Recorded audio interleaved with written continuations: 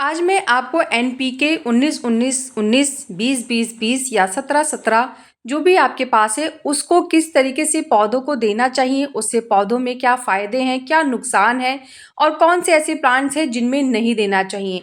तो इसके बारे में सारी जानकारी बताने वाली हूँ। इससे क्या होता है कि फिर जब आपके पास किसी भी चीज़ की प्रॉपर जानकारी होती है, तो उससे फिर हमें पॉजिटिव रिज़ल्ट मिलते हैं और प्लांट पे कोई प्रॉब्लम भी नहीं आती है।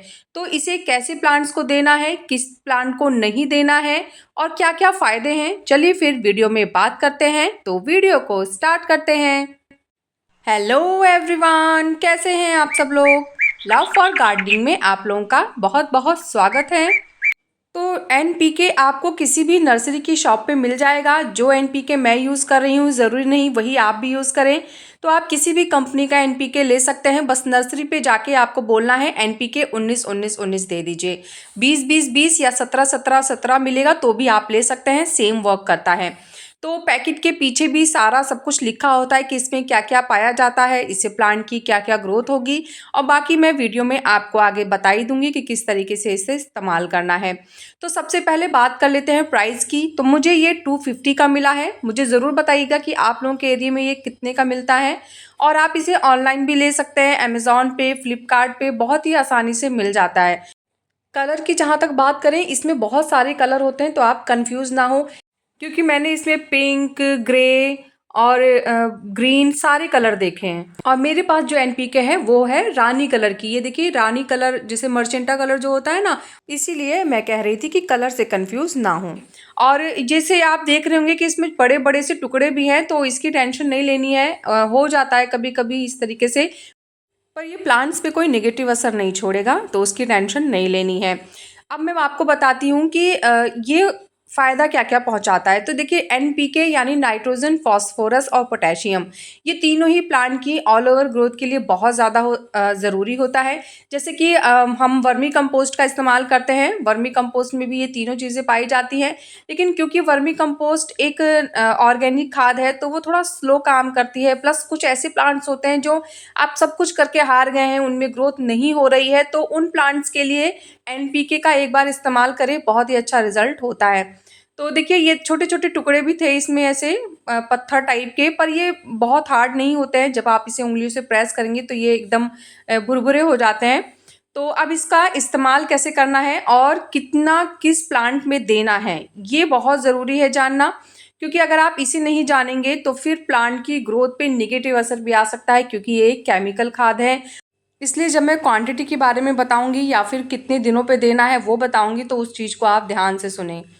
एनपीके एक केमिकल खाद है, तो इसलिए इसका इस्तेमाल हम सर्दियों में ज़्यादा अच्छे से कर पाते हैं, गर्मियों में इसका इस्तेमाल कम करना चाहिए, क्योंकि प्लांट को बर्न कर सकती है। वैसे ही गर्मियों में बहुत गर्मी होती है, ऐसे में केमिकल खाद देते हैं तो प्लांट्स पे काफ़ी ख़राब असर भी पड़ सकता है।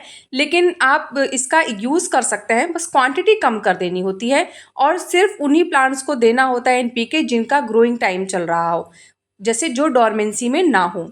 अब इसका यूज़ कैसे करना है, तो सबसे पहले मैंने स्प्रे बॉटल ले ली है। इसको स्प्रे किस तरीके से किया जाता है वो बताऊंगी।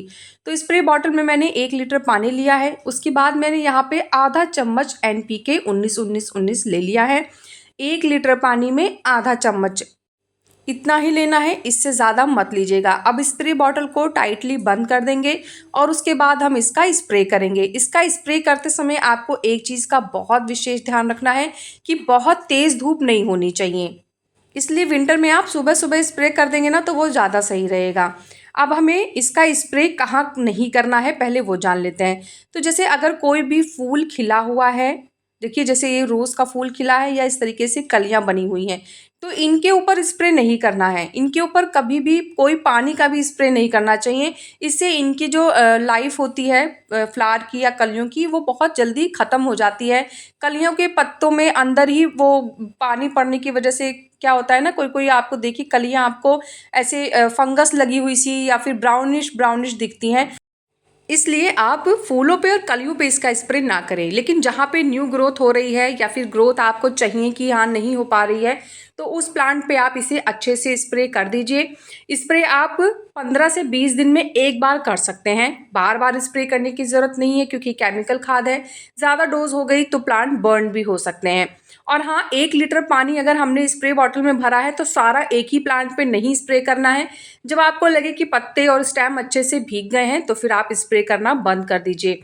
ये आप मेरा गुड़हल का प्लांट देख रहे हैं, इस समय इसमें भी ग्रोथ बहुत अच्छी नहीं हो रही है और इसकी कलियां भी बहुत कम हो गई हैं, तो इसलिए मैं इस पे भी स्प्रे कर रही हूँ। इससे क्या होगा, कलियां बहुत तेजी से आएंगी, ग्रोथ बहुत तेजी से होगी। ध्यान रखें कि जब भी आप एनपीके का स्प्रे करें उससे पहले पत्ते और पेड़ अच्छे से साफ हो। अब दूसरा तरीका कैसे यूज करना है, चलिए उसके बारे में बात करते हैं। तो यहाँ पे मैंने एक जग में 1 लीटर पानी ले लिया है। अब इसमें मैं लगभग 1/4 चम्मच एनपीके डाल रही हूँ। देखिए यहाँ पे मैंने सिर्फ 1/4 चम्मच लिया है।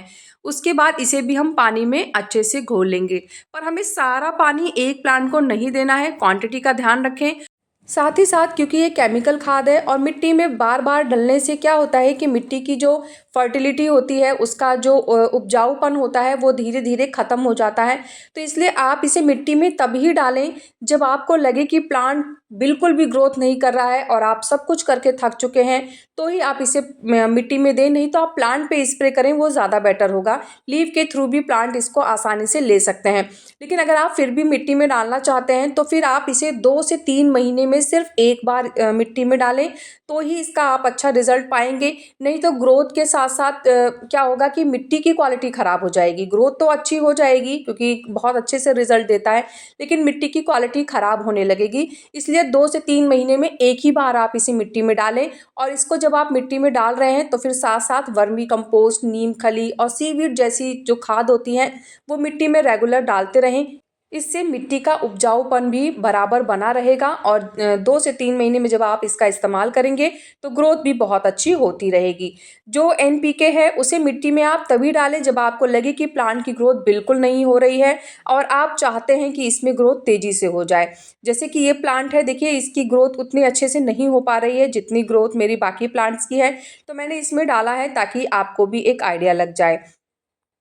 इसे डायरेक्ट मिट्टी में ना डालें, जैसे हमने पानी में घोल के तो डाल दिया, हमने इसका स्प्रे भी कर दिया, लेकिन खाली सूखी मिट्टी में इसको ना इस्तेमाल करें क्योंकि ये वाटर सॉल्युबल है। तो इसका इस्तेमाल आप मिट्टी में पानी के थ्रू या फिर स्प्रे के थ्रू ही यूज़ करें। जब बहुत ज़्यादा गर्मियाँ पड़ रही हों उस समय अगर आप इसका इस्तेमाल करना चाहते हैं तो जैसे मैंने आपको दिखाया कि मैंने 1 लीटर पानी में आधा चम्मच स्प्रे बॉटल में यूज़ किया है, तो आप फिर वहाँ पे क्या करें, उसका आधा कर दीजिए। जैसे आधे चम्मच का आधा यानी 1/4 चम्मच ही आप लीजिए। या फिर अगर आप पानी में डाल रहे हैं तो फिर आप 2 से 3 ग्राम ही इस्तेमाल करें। मतलब बहुत कम क्वांटिटी कर दें जब आप इसे समर में दे रहे हो। अब किन प्लांट्स में इसे बिल्कुल भी इस्तेमाल नहीं करना है, चलिए बताती हूँ आपको। तो जितने भी आपके वेजिटेबल के प्लांट हैं, फ्रूट के प्लांट हैं, इस तरीके के जो प्लांट होते हैं इसमें बिल्कुल भी केमिकल खाद नहीं देनी है, क्योंकि आप सभी जानते हैं केमिकल खाद कितना ज़्यादा नुकसान पहुंचाते हैं हमारे शरीर को। तो इसलिए जितने भी फ्रूट और वेजिटेबल के प्लांट हैं उनमें ये नहीं देना है। साथ ही साथ अगर आपके घर में तुलसी जी है तो उनको भी केमिकल खाद ना दें, क्योंकि वो भी तुलसी जी भी कहीं ना कहीं हम खाने में इस्तेमाल करते हैं, चाय वगैरह में। और जितने भी डोरमेंसी वाले प्लांट्स हैं जो इस समय ग्रो नहीं कर रहे हैं, रेस्ट टाइम पे चल रहे हैं, ऐसे प्लांट्स को भी एनपीके नहीं देना है। ऐसे प्लांट्स को कोई भी खाद नहीं देनी चाहिए। समय समय पे अगर आप चाहें तो बस वर्मी कंपोस्ट का लिक्विड फर्टिलाइज़र बनाएं और महीने 2 महीने में एक बार दे दें। इससे ज़्यादा देने की ज़रूरत नहीं है, क्योंकि इन्हें इस समय खाद की नहीं, आराम की ज़रूरत है। जितना ये आराम करेंगे उतना ही अच्छी इनकी ग्रोथ होगी। साथ ही साथ नर्सरी से लाए हुए प्लांट जब हम रिपोर्ट करते हैं और उस समय खाद देते हैं तो उस समय भी कभी कोई केमिकल खाद नहीं देना चाहिए। उससे क्या होता है, प्लांट एकदम स्ट्रेस में चला जाता है, बर्न भी हो सकता है और अच्छी खासी ग्रोथ बेकार हो जाएगी, पैसे भी वेस्ट हो जाएंगे। इसलिए नर्सरी से लाए हुए प्लांट्स को भी कभी भी एनपीके या इस तरीके का कोई भी केमिकल खाद ना दें। 15 से 20 दिन बाद आप इसको दे सकते हैं खाद। एनपीके से संबंधित सारी जानकारी बता दी है। इसके बाद भी कोई क्वेश्चन कंफ्यूजन रहेगा तो आप कमेंट कर सकते हैं। कैसा लगा मेरा आज का ये वीडियो मुझे ज़रूर बताइएगा। अगर आपको वीडियो पसंद आया है तो वीडियो को लाइक करिएगा, चैनल को सब्सक्राइब करिएगा। मिलते हैं फिर नेक्स्ट वीडियो में, तब तक के लिए बाय, टेक केयर।